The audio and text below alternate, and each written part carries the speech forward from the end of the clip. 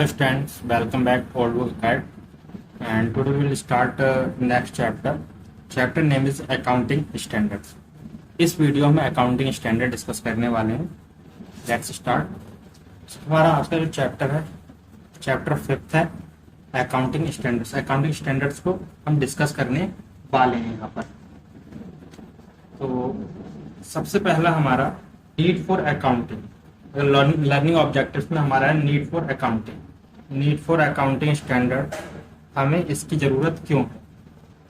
In short accounting standard क्या करता है, प्रिंसिपल एंड रूल्स, मतलब क्या करेगा, जो अकाउंटिंग रूल्स प्रिंसिपल्स हैं उन्हें डिफाइन करने का काम करेगा. यहाँ तक आपके क्लियर होगा, ठीक है. नेक्स्ट हम इसी के आगे डिस्कस करेंगे वेरियस अकाउंटिंग ट्रीटमेंट. जो भी हम अकाउंटिंग ट्रीटमेंट करते हैं किसके लिए करते हैं, फाइनेंशियल स्टेटमेंट्स हम जो प्रिपेयर करते हैं उनके लिए क्या प्रोवाइड करता है, यूनिफॉर्म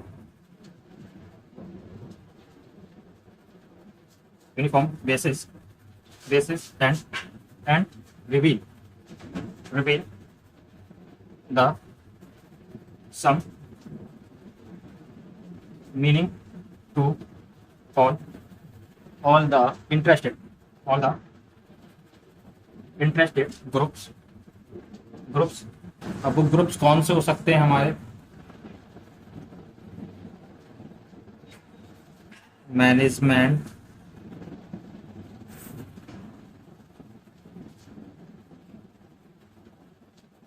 क्रेडिटर्स,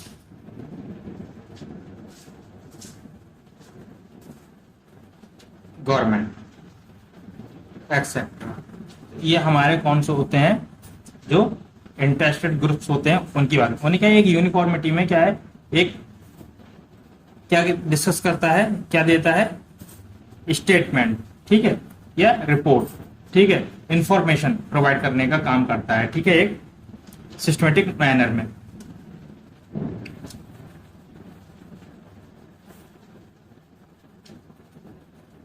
स्टैंडर्ड हमारा क्या है, कह रहे हैं अगर हम अकाउंटिंग स्टैंडर्ड्स की बात करें,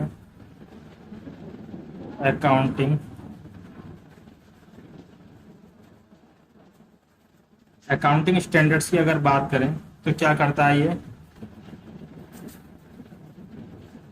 कंसीडर्ड एज ए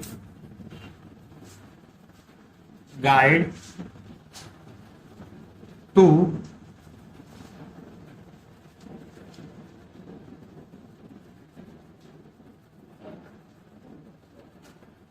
maintaining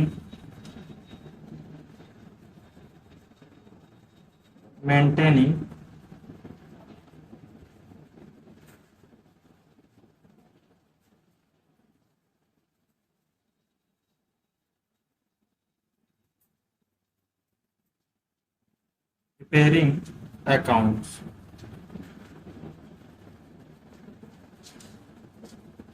एक गाइडलाइन है. अकाउंटिंग स्टैंडर्ड क्या है, एक गाइडलाइन है जो हमें क्या है, अकाउंटिंग जो हम प्रिपेयर करते हैं, जो मेंटेन करते हैं, उन्हें क्या करता है, गाइडलाइन प्रोवाइड करने का काम करता है, ठीक है. तो ये हमारा, और हम ये क्या कर सकते हैं भाई, तो इस चीज को क्या करता है, गाइडलाइन प्रोवाइड करता है, ठीक है.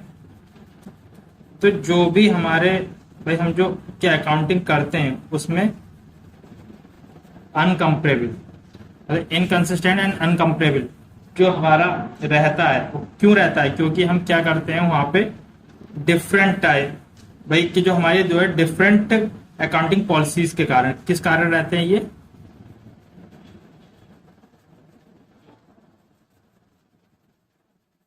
Different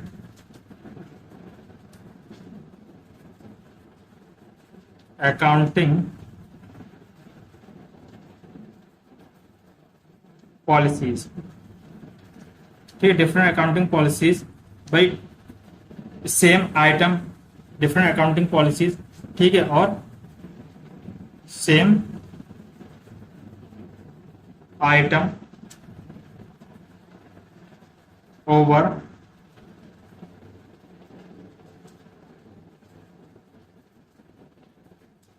different accounting period. तो जो भी हम अकाउंटिंग कर रहे हैं उसमें इनकंसिस्टेंसी अनकंपेरेबल, मतलब हम क्या है, तुलना नहीं कर पाते। क्यों नहीं कर पाते? क्योंकि डिफरेंट अकाउंटिंग पॉलिसीज हम उसमें यूज करते हैं। सेम आइटम है लेकिन अकाउंटिंग पॉलिसीज और क्या है, अकाउंटिंग पीरियड्स हमारे जो है उसमें हमने डिफरेंट डिफरेंट तरीके से हमने अकाउंटिंग की है। तो इस कारण जो इनकंसिस्टेंसी इनकंपेरेबिलिटी जो बनी रहती है उसे क्या करता है, ये रिमूव करने का काम करता है। ठीक है, तो ये आपके क्लियर हो गया होगा। और क्या करता है ये? सेकंड अगर हम बात करें,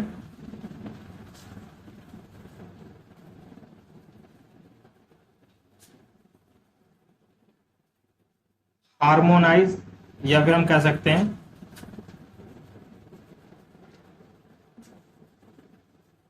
हार्मोनी, हार्मोनाइज या हार्मोनिक। तो इसे हम अगर समझें तो इसका मतलब होता है लयबद्ध। लयबद्ध मतलब एक रूपता, या कह सकते हैं एक रूपता। ठीक है, एक रूपता कि जो भी हम अकाउंटिंग कर रहे हैं, जो भी हम अकाउंटिंग कर रहे हैं, ठीक है, जो भी हम अकाउंटिंग करते हैं या ट्रीटमेंट जो भी करते हैं हम अकाउंटिंग के, ठीक है, जो भी ट्रांजैक्शनों में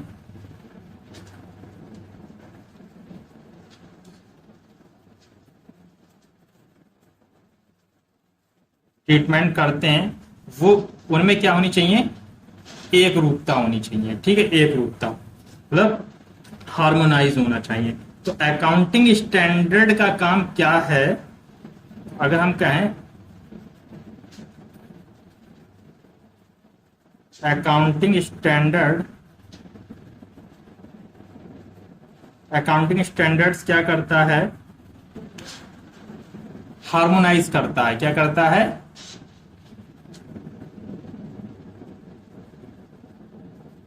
हार्मोनाइज करता है। ठीक है, हार्मोनाइज करता है किन्हें? डाइवर्स। किसे करता है? Diverse accounting policies. Diverse accounting policies को क्या करता है? हार्मोनाइज करता है। ठीक है, अकाउंटिंग स्टैंडर्ड क्या करता है? जो डाइवर्स का मतलब होता है डिफरेंट डिफरेंट, अलग अलग जो अकाउंटिंग पॉलिसीज हम कर रहे हैं यूज, ठीक है, प्रैक्टिस में ला रहे हैं, तो उन्हें क्या करता है? हार्मोनाइज करता है, मतलब एक रूपता में लाने का काम करता है। ठीक है, तो आई होप ये क्लियर हुआ होगा आपके यहां तक। काफी अच्छे से मैं आपको और डिटेल से एक्सप्लेन कर रहा हूं जिससे इसमें कोई कंफ्यूजन ना रहे आपके। अगर फिर भी आपके कोई कंफ्यूजन रहती है, डाउट रहता है, तो आप कमेंट करके पूछ सकते हैं। फिर आता है जो अकाउंटिंग स्टैंडर्ड है वो क्या करता है?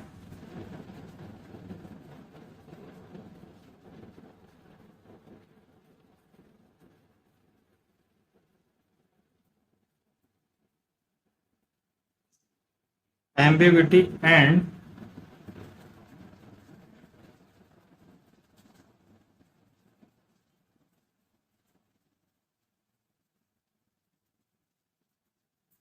अनसर्टेनिटी को भी क्या करता है?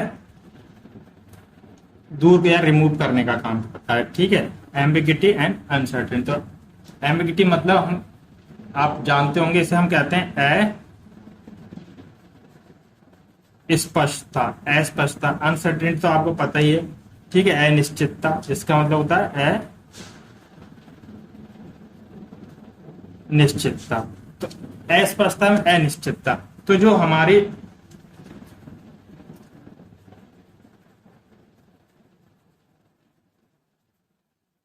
जो भी हम स्टेटमेंट या ट्रीटमेंट करते हैं अकाउंटिंग प्रैक्टिसेस में, अकाउंटिंग में, तो उनमें क्या करता है? अस्पष्टता अनिश्चितता को क्या करता है?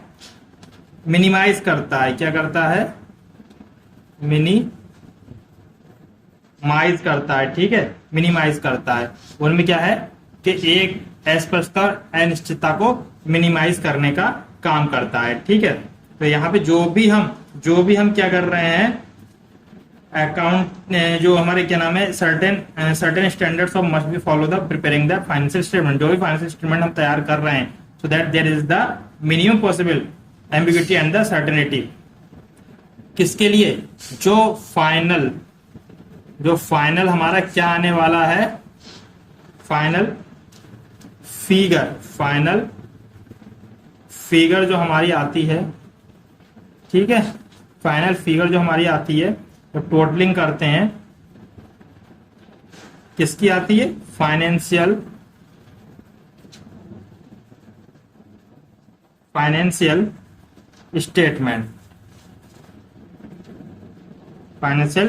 स्टेटमेंट्स की, जो भी हमारी फाइनल फिगर आती है फाइनेंशियल स्टेटमेंट्स की, ठीक है, उसमें क्या करता है ये, अनिश्चितता और अस्पष्टता को, मतलब एम्बिगिटी एंड अनसर्टेनिटी को मिनिमाइज करने का काम करता है। आई होप ये भी आपके क्लियर हो चुका होगा। ये हम क्या कह सकते हैं, international accounting standard committee IASC, ये कब आया? तो हम कह सकते हैं came into existence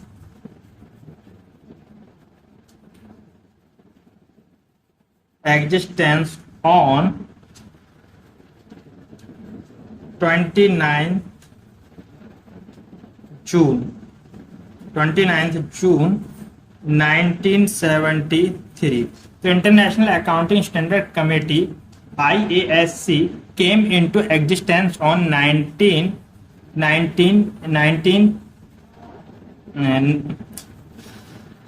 existence came 20th June 1973। तो जो हमारा इंटरनेशनल अकाउंटिंग स्टैंडर्ड है वो कब आया एग्जिस्टेंस में? 29 जून 1973 में आया था। ठीक है, तो ये क्या करा, इसका काम क्या था? To develop accounting standard, accounting standards को डेवलप करने का काम था। ठीक है, यहां तक क्लियर हो गया? तो ये आपको पता होना चाहिए, institute of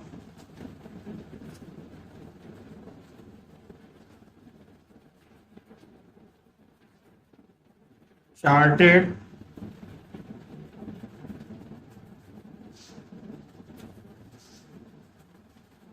accountants of India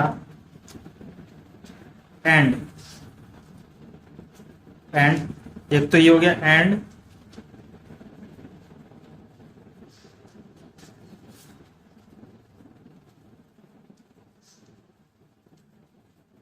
institute of cost and work accountants of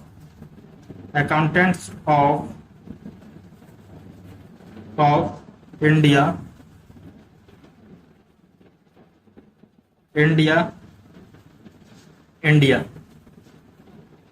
क्या है? ये एसोसिएट मेंबर है। क्या है ये दोनों और associate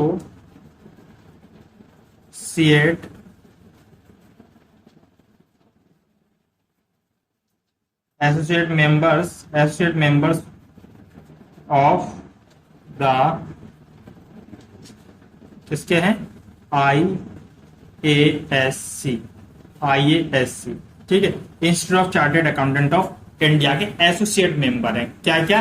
institute of chartered accountant of India and institute of cost work and accounts of India are associate member of IASC।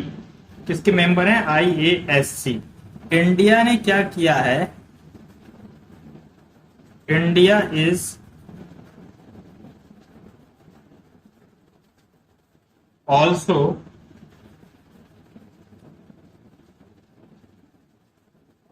India is also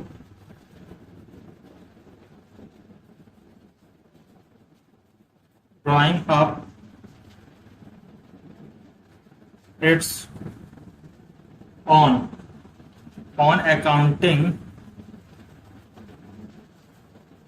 accounting standard। मतलब अपना खुद का अकाउंटिंग स्टैंडर्ड बनाया है, लेकिन ऐसा नहीं कि बिल्कुल अलग है। वो पैटर्न किस पे है? अगर हम कहें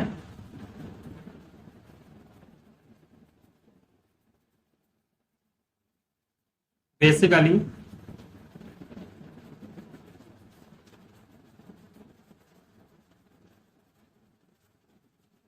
pattern on IAS, pattern on IAS, जिसे हम क्या बोलते हैं? Inter national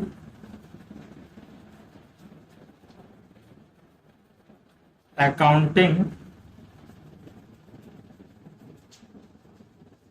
standard are modify according the condition. ठीक है, तो ये क्या है? अपनी कंडीशन के अकॉर्डिंग क्या है, इसमें कुछ मॉडिफिकेशन किए हैं। ठीक है, तो ये हमारे इंडिया ने क्या है, अपना एक अकाउंटिंग स्टैंडर्ड्स बना रखा है अलग से। ठीक है, तो ये यहां तक ये आपके कॉन्सेप्ट क्लियर हो गया होगा। अब कॉन्सेप्ट ऑफ अकाउंटिंग स्टैंडर्ड समझ लेते हैं।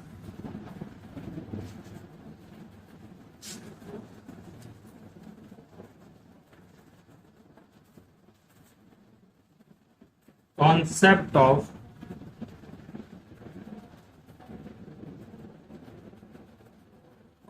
of accounting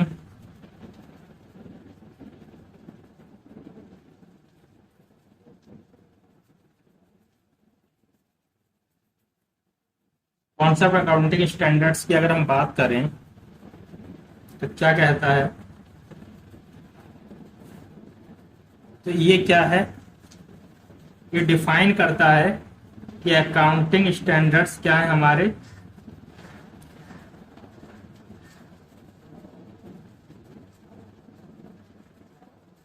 रिटन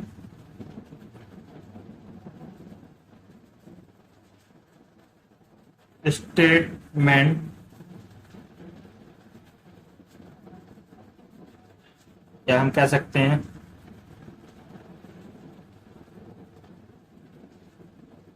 डॉक्यूमेंट्स, जो क्या है?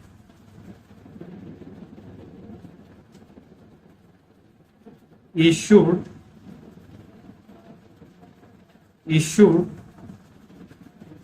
Bye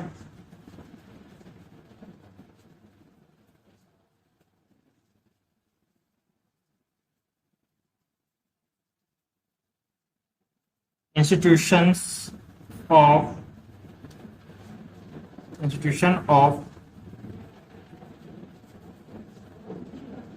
accounting professionals, accounting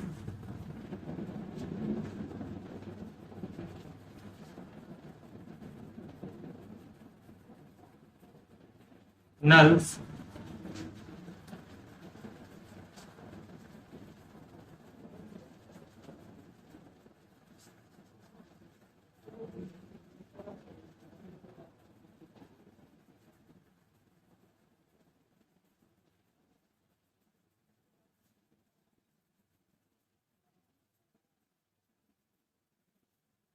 professionals. ठीक है, तो क्या करता है ये?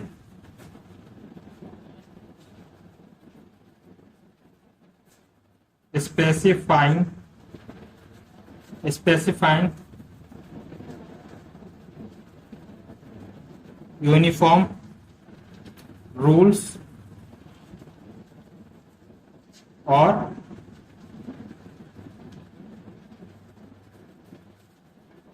practice for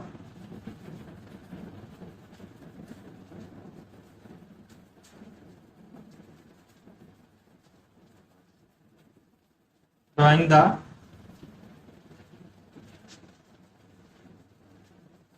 financial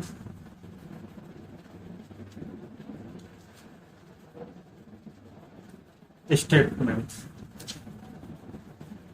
I hope यहां तक आपके क्लियर हो चुका होगा। अब आता है नेक्स्ट पॉइंट है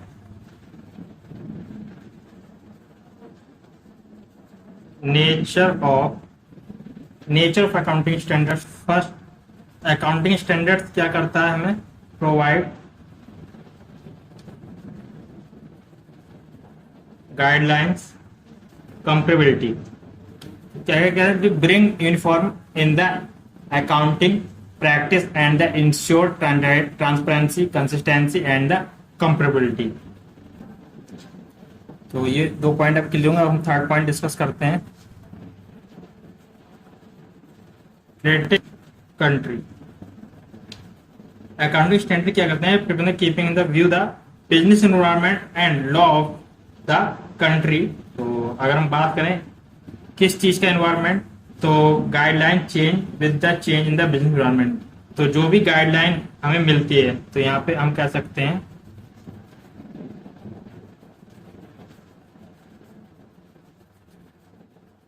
guidelines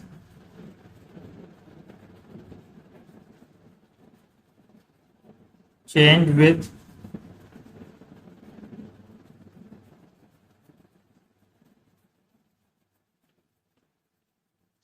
change in business environment।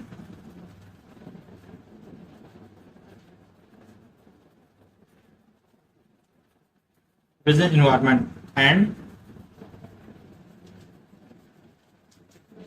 जो भी बिजनेस एनवायरनमेंट में चेंज होते हैं, ठीक है, या उसमें कुछ मॉडिफिकेशन किए जाते हैं, गाइडलाइन प्रोवाइड करता है।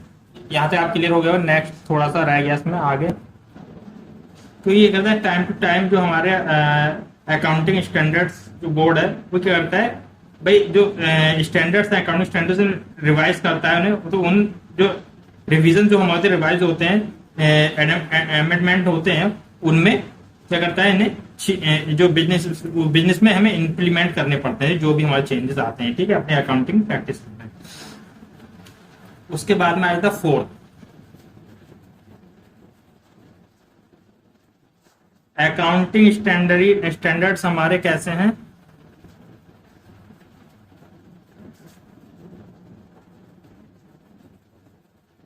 Mandatory in nature. भाई मैंडेटरी नेचर के हैं अकाउंटिंग स्टैंडर्ड्स हमारे, ठीक है, इन्हें हम स्किप नहीं कर सकते। फिर फिफ्थ,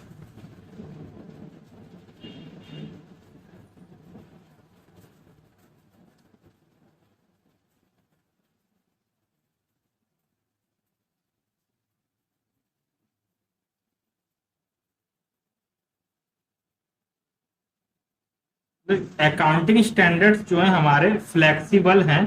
कब तक, flexible in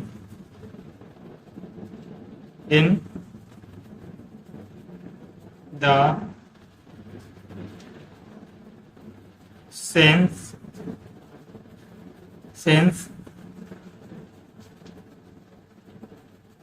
that where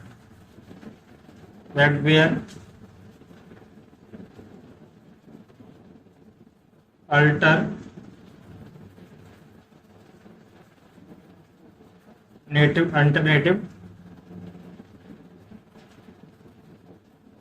accounting practice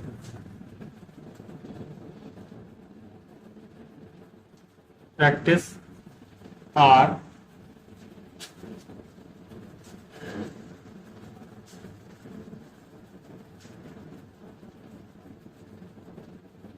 acceptable.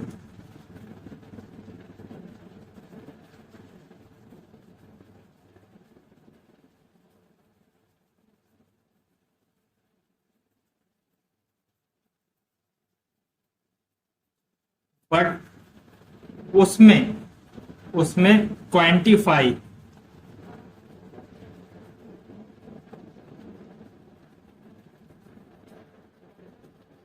Quantify differences नहीं आने चाहिए। कैसे क्वांटिफाई डिफरेंसेस अगर बात करें, ऐसे क्या करते हैं हम, डेप्रिसिएशन,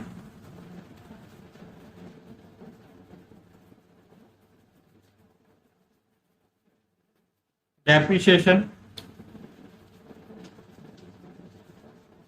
चार्ज करते हैं। तो कैसे कैसे करते हैं हम, एक तो हमारा होता है W W method, return down value method, और एक होता है हमारा S L M method.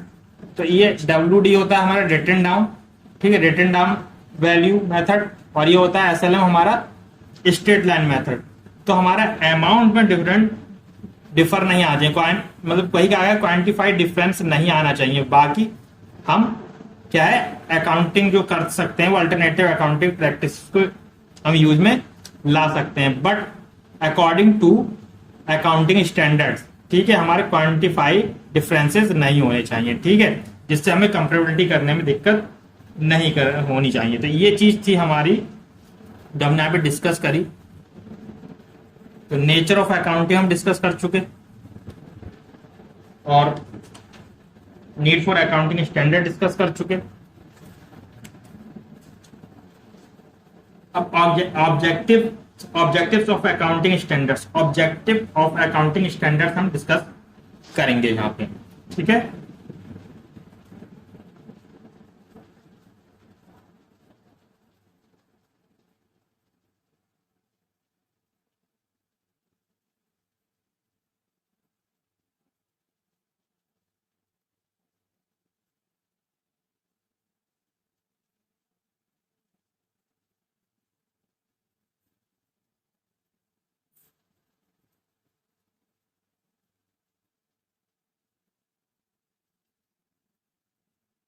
Objective of accounting standards, तो ऑब्जेक्टिव ऑफ अकाउंटिंग स्टैंडर्ड्स हमारे क्या हैं, इससे उद्देश्य क्या क्या है।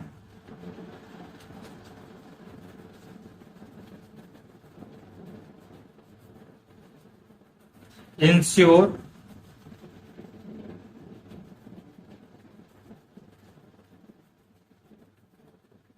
इंश्योर यूनिफॉर्मिटी, भाई इंश्योर हमें uniformity preparation and presentation of financial statement करना। दूसरा,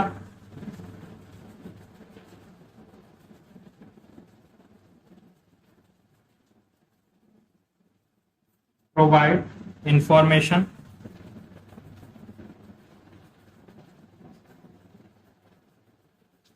provide the information to users। उसके बाद में थर्ड है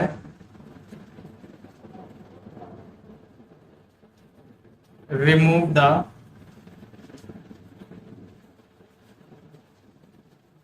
effect of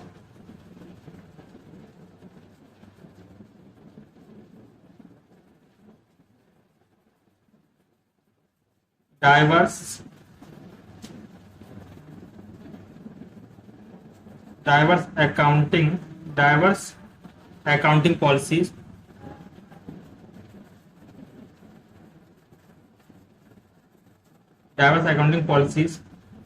and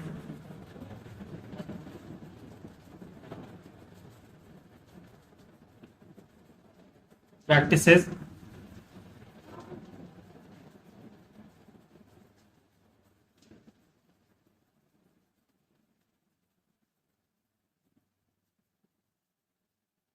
ensure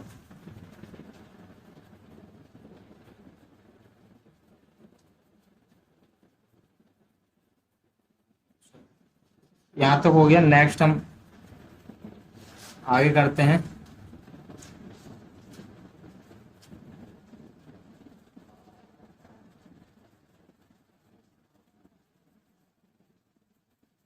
ensure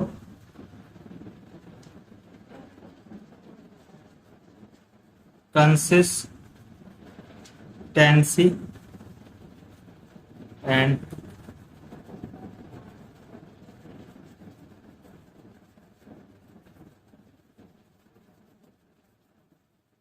transparency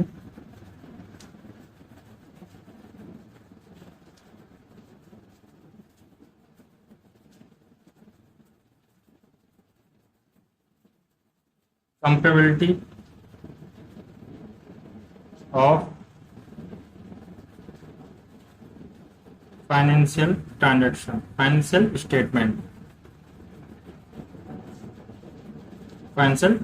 statements, and last is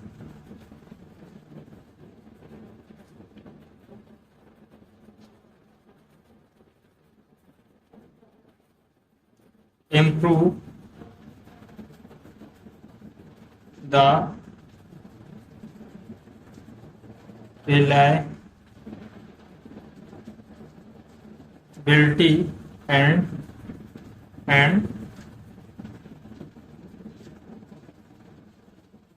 credibility of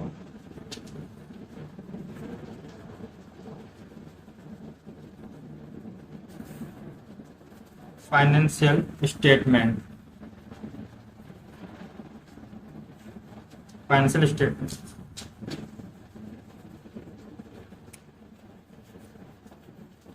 ये हमारे ऑब्जेक्टिव्स ऑफ अकाउंटिंग स्टैंडर्ड्स हो गए।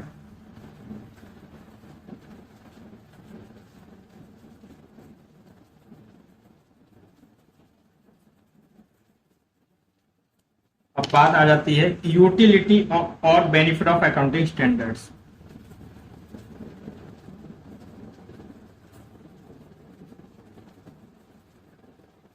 यूटिलिटी और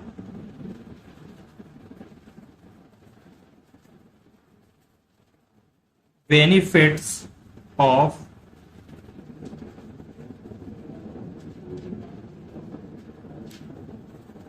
accounting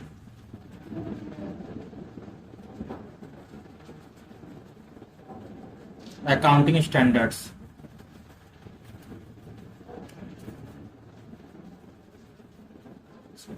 अब बात हम करेंगे यूटिलिटी और benefit of accounting standards.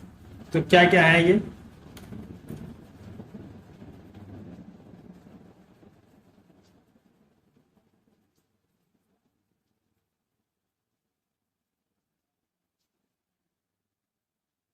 Accounting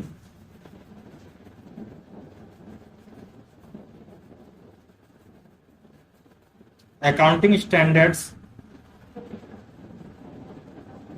provide the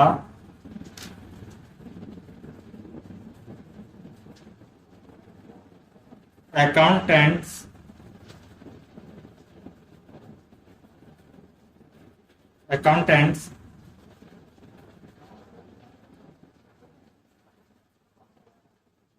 those accounting policies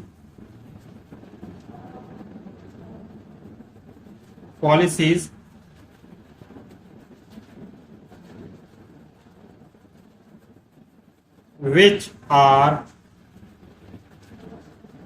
most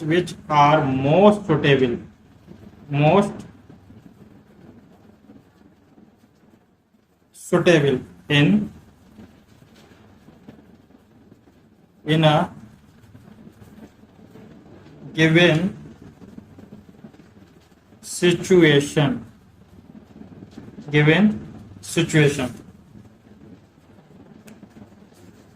तो utility and benefit of accounting standards के क्या बेनिफिट है? ये क्या करता है, जो अकाउंटेंट्स होता है उसे क्या करता है, प्रोवाइड करता है अकाउंटेंट्स दोज अकाउंटिंग पॉलिसी में वो अकाउंटिंग पॉलिसी प्रोवाइड करता है जो उसके लिए मोस्ट सुटेबल होती हैं। तो ये हमारे इसके बेनिफिट यूटिलिटीज इससे अब आगे हम इसके पॉइंट्स क्या हैं वो डिस्कस कर लेते हैं।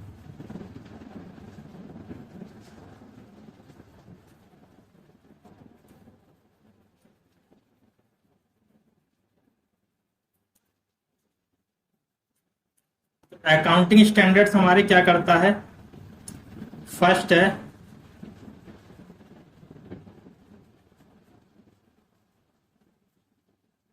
Improve the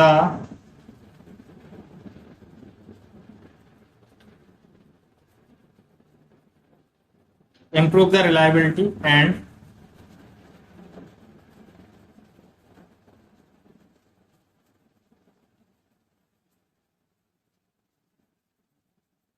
credibility of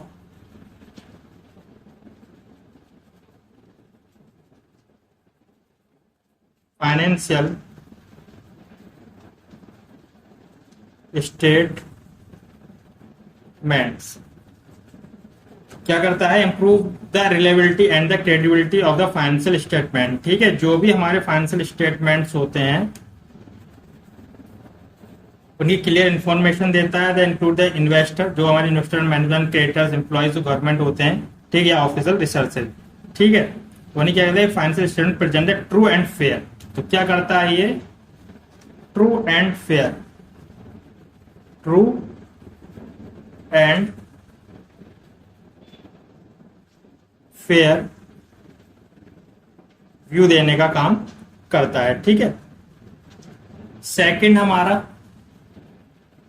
second accounting standard ensure the consistency. क्या करता है,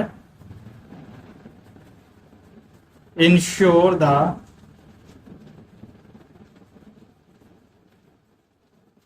कंसिस्टेंसी एंड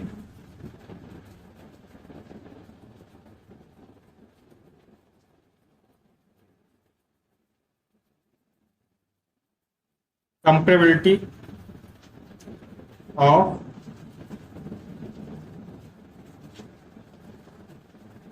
financial स्टेटमेंट। तो क्या करता है, इंश्योर करता है consistency and comparability of the financial statement. ठीक है, जो हम अकाउंटिंग करते हैं उसमें कंसिस्टेंसी होनी चाहिए और कंपेरेबिलिटी होनी चाहिए, कंपेरेबल किया जा सके। ये नहीं है कि एक साल हमने अलग तरीके से करा, दूसरे साल हमने अलग तरीके से करा। ठीक है, जैसे हम कह सकते हैं कि मान लो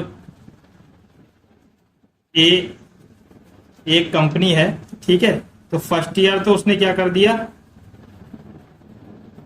WDV मेथड से कर दिया डेप्रिसिएशन कैलकुलेट, और सेकंड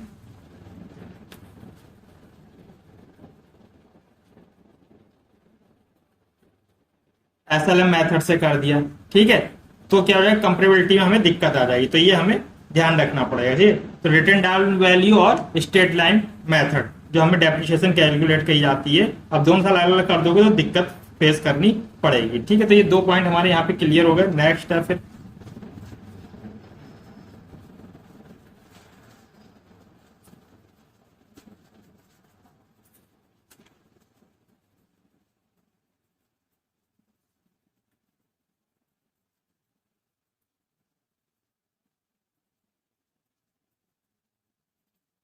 थर्ड है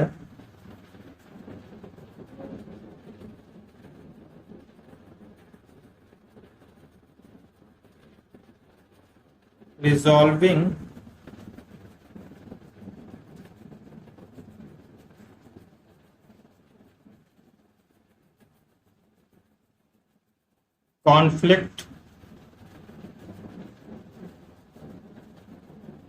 conflict of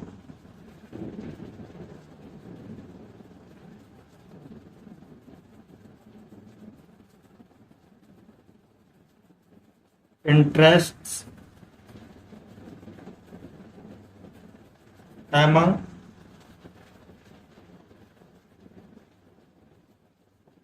various ग्रुप्स। तो जो भी हमारी अकाउंटिंग स्टैंडर्ड क्या करता है, हेल्प करता है resolve the conflict of financial interest among the various group.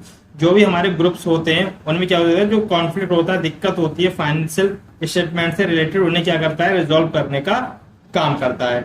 ठीक है, ये हम पीछे भी डिस्कस कर चुके हैं सारे पॉइंट। उसमें हमारे कौन कौन से थे, तो कौन कौन से थे, वे function for the example shareholders होते हैं, क्रेडिटर्स होते हैं। ठीक है, कौन कौन से होते हैं,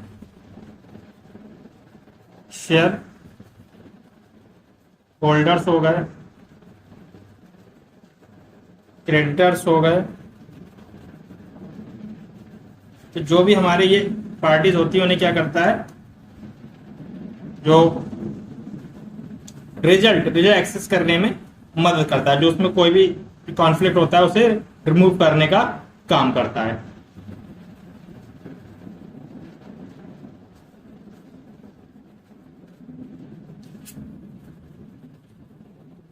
fourth,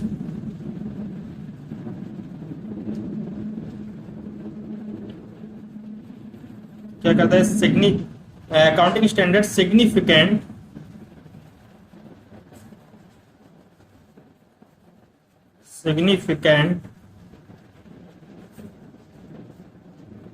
significantly reduce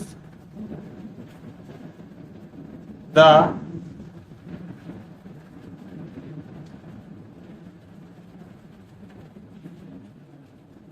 chances of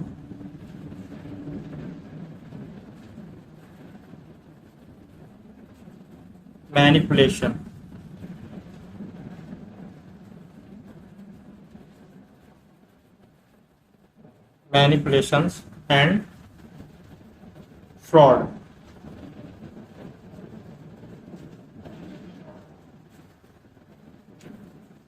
ये क्या करता है कि जो भी हम अकाउंटिंग स्टैंडर्ड्स क्या करता है, significant reduce the changes of the manipulation and fraud. जो मैनिपुलेशन हम उसमें करते हैं फेर बदल और फ्रॉड, उसके लिए क्या करता है, कम करता है। जो भी हम अपने फाइनेंशियल स्टेटमेंट तैयार करते हैं उनमें इन चीजों को रिड्यूस करता है। ठीक है, manipulation, fraud and insufficient disclosure of the inappropriate accounting policy, इन्हें क्या करता है, रिमूव करने का काम करता है। Fifth,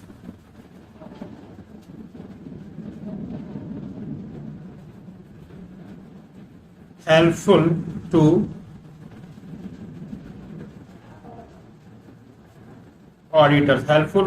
auditors। ये क्या करता है, ऑडिटर को हेल्प करता है, किसमें, कि जो अकाउंटिंग स्टैंडर्ड्स हैं वो क्या करते हैं, किस तरीके से हेल्प करते हैं, जो भी फाइनेंशियल स्टेटमेंट प्रिपेयर करे जाएंगे वो किसके अकॉर्डिंग किए जाएंगे, अकाउंटिंग स्टैंडर्ड्स के अकॉर्डिंग। तो in case of the deviation it is there duty of the make the educate the disclosure in the there report. तो जो भी उसमें डेविएशन है वो कम से कम आएगी, कम से कम रहेगी। ठीक है, क्योंकि अगर उसने अकाउंटिंग स्टैंडर्ड्स को फॉलो किया है। ठीक है, तो इस तरीके से ये क्या करता है, हमारे जो ऑडिटर है उसे भी हेल्प करता है। ठीक है, अकाउंटिंग जो स्टेटमेंट है उन्हें ऑडिट करने में। तो यहां तक आप ये क्लियर हो गया होगा।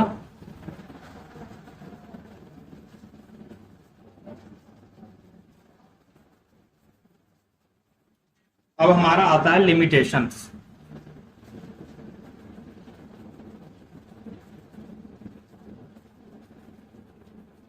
Limitations of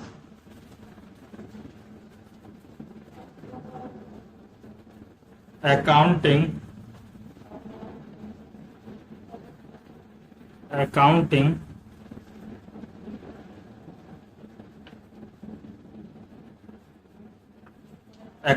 standards, limitation of accounting standards।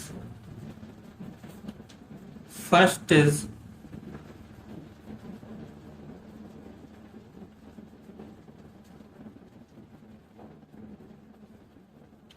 restrict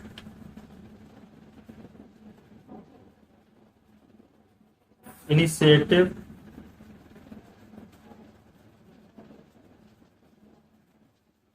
initiatives।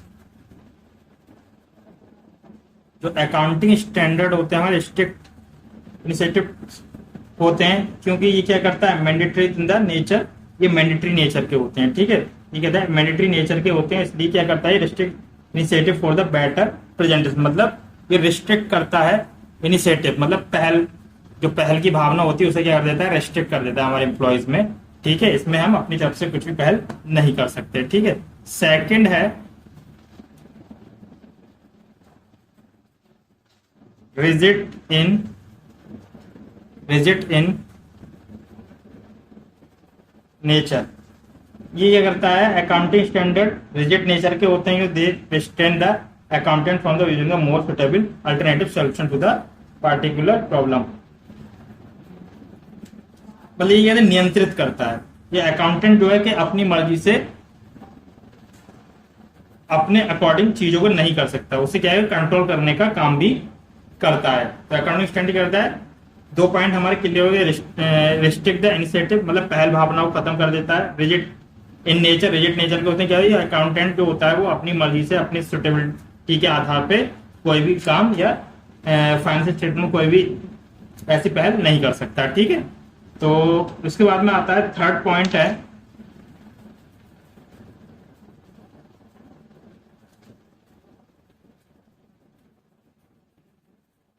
Based on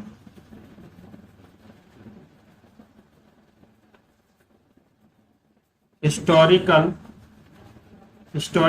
cost, based on historical cost, accounting standard are based on historical cost। तो अकाउंटिंग स्टैंडर्ड है वो किस बेस्ड ऑन हिस्टोरिकल कॉस्ट के आधार पर काम करते हैं। ठीक है, asset are shown on the balance sheet, कैसे, हिस्टोरिकल कॉस्ट में दिखाया जाता है। ठीक है, डेप्रिसिएशन हमें चार्ज क्यों की जाती है, वो भी हिस्टोरिकल कॉस्ट पे की जाती है। हिस्टोरिकल कॉस्ट आपको पता है क्योंकि हम प्रीवियस चैप्टर में डिस्कस कर चुके हैं। क्या होती है हिस्टोरिकल कॉस्ट, जो भी हमारी परचेज की गई कीमत होती है वो हिस्टोरिकल कॉस्ट कहलाती है। ठीक है, तो ये आपके क्लियर हो चुका होगा। उसके बाद में आ जाता है fourth point,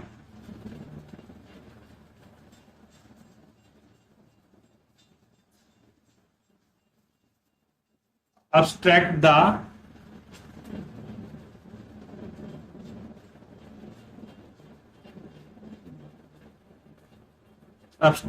judgment of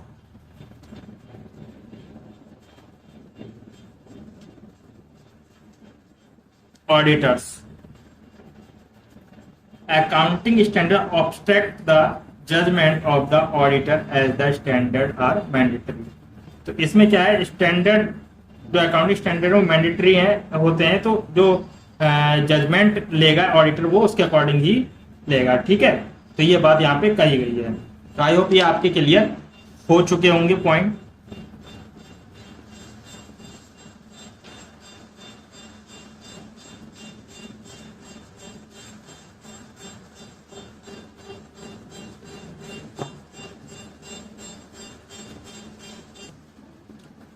Indian INDS जो है हमारा, जिसे हम इंडियन अकाउंटिंग स्टैंडर्ड्स भी बोलते हैं, तो ये क्या है, इंडियनाइज वर्जन है। मतलब इंडियनाइज वर्जन कि हमारा भारतीय वर्जन है किसका, इंटरनेशनल फाइनेंशियल रिपोर्टिंग स्टैंडर्ड्स का। ठीक है, जिसे हम IFR बोलते हैं।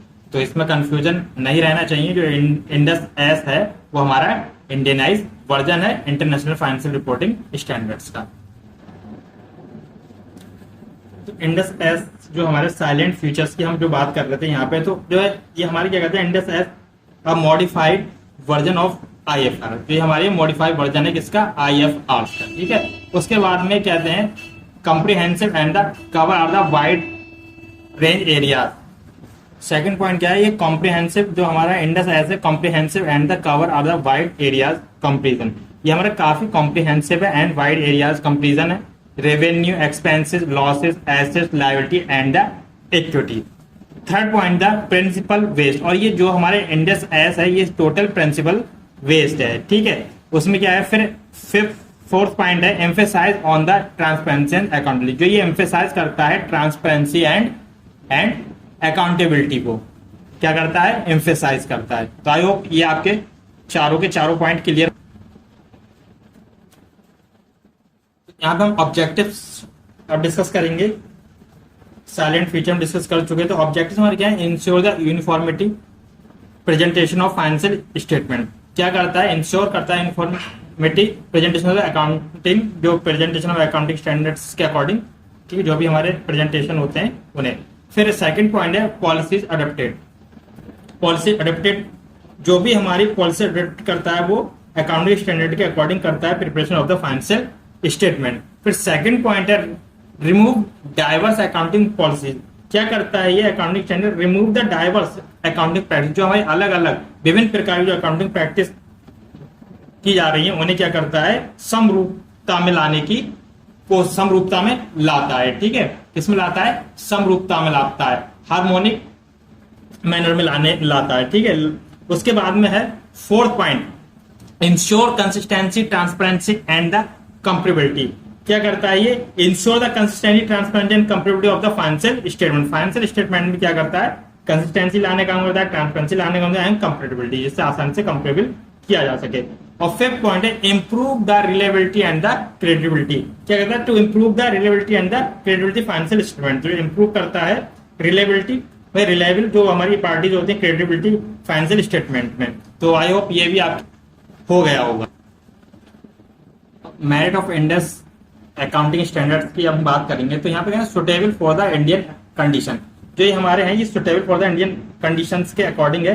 क्या है? They have been the frame the such as the way of the most suitable in the Indian condition. तो इंडियन कंडीशन के लिए सुटेबल बनाए गए हैं। उसके बाद में सेकंड है clear guideline for the financial reporting.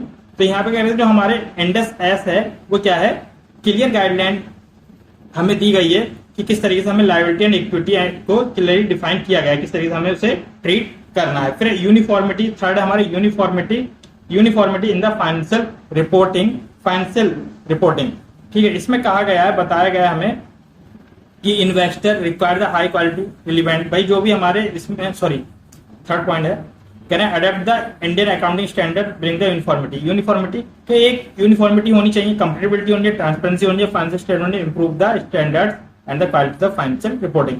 ये सब चीजें जब हम इसमें कंसीडर कर देंगे तो क्या हो जाएगा? हमारा स्टैंडर्ड क्या हो जाएगा? क्वालिटी इंप्रूव हो जाती है। उसके बाद में आता है हमारा fourth point helpful the investor.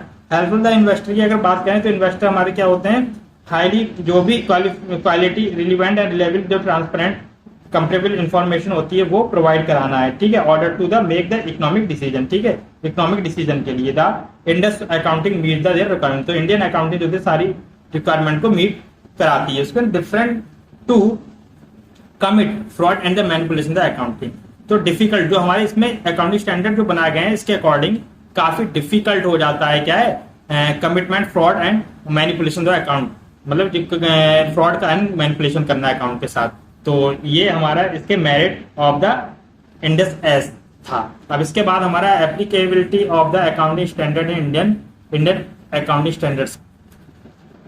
Applicability of the accounting standard in Indus accounting standards. तो यहाँ पे हमारे क्या है? अकाउंटिंग स्टैंडर्ड्स क्या होता है? First time approval the council of India. ठीक, काउंसिल ऑफ इंडिया को institute of the chartered accountant, ठीक है, सेंड करता है। उसके बाद में क्या है? फिर send to national advisory committee on accounting standard for the approval. ठीक है, तो सबसे पहले किसके पास जाता है? सबसे पहले जाता है accounting standard approval to the council of Indian institute of the chartered accountant. उस मतलब वहां से फिर अप्रूवल होने के बाद इंडियन नेशनल एडवाइजरी के पास जाएगा। नेशनल एडवाइजरी जो कमेटी होती है उसके पास जाएगा। ठीक है, उसके बाद में वो किसे रिकमेंडेड करती है? वो करती है ministry of corporation affairs. Ministry of corporation affair for on the approval. ठीक है, standard are the notify the official gazette. तो उसके बाद फाइनल ये मिनिस्ट्री ऑफ कॉर्पोरेशन अफेयर्स के पास सौंप दिया जाता है। ठीक है, सो नेक्स्ट हमारा जो था applicability of the accounting standards. तो accounting standard the government of India has issued notification regarding the 41 Ind AS accounting standards so far. मतलब जो हमारे इंडियन अकाउंटिंग स्टैंडर्ड 41 जो हैं उससे रिगार्डिंग जो भी नोटिफिकेशन होगी वो हमारी भारत सरकार द्वारा, ठीक है, क्या करी जाती है? नोटिफिकेशन हमारी रिलीज की जाती है। एंड उसके बाद में कहा गया है कि जो हमारी गवर्नमेंट है, तो government of India also clarify, मतलब ये क्लेरिफाई कर चुकी है कि अनलिस्टेड कंपनी जो हमारी है जिनकी नेटवर्थ अंडर 500 करोड़ है, मतलब 500 करोड़ के अंडर है, ठीक है। जैसे कोऑपरेटिव बैंक्स हो गया with net worth of the under 200 crore, ठीक है, तो want be required adopt the Indus S, उन्हें जो है इंडस एस क्या है, रिक्वायर्ड नहीं है, वो ऐसे ही कंटिन्यू कर सकती हैं, ठीक है। तो ये हमारा चैप्टर था आज जो हमने यहाँ पे कंप्लीट किया। आई होप आपके ये पॉइंट सारे क्लियर हुए होंगे।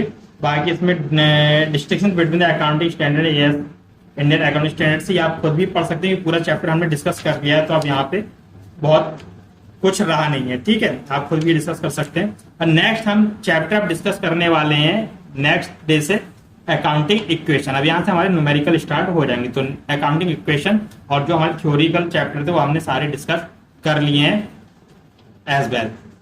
सो जाने से पहले लाइक सब्सक्राइब करना ना भूलिएगा, और अगर वीडियो मेरी आपके समझ में आ रही है, आपको हेल्प कर रही है, तो प्लीज़ इसी तरह बने रहिए और लाइक जरूर कीजिएगा जब भी आते हैं आप, तो और नोटिफिकेशन बेल दबा दीजिए, जिससे जैसे ही वीडियो अपलोड होती है आपको नोटिफिकेशन मिल जाएगी। Thanks for watching.